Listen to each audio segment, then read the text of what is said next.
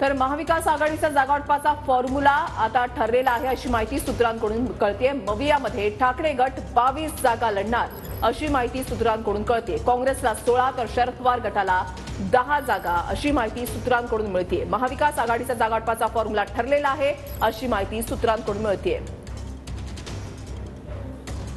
TV9 मराठीनं हाच formula सर्वात समोर प्रेक्षकांसमोर ठेवलेला होता आणि आता याच फॉर्म्युल्यावर शिक्कामोर्तब झाल्याचं पाहायला मिळतंय। महाविकास आघाडीचा जागावाटपाचा फॉर्म्युला हा ठरलेला आहे अशी माहिती सूत्रांकडून मिळते। आता फक्त याची औपचारिक घोषणा जी आहे ती होणं बाकी आहे। काँग्रेसला 16 तर शरद पवार गटाला 10 जागा अशी माहिती सूत्रांकडून मिळते। महाविकास आघाडीचा जागावाटपाचा फॉर्म्युला जो आहे तो ठरलाय।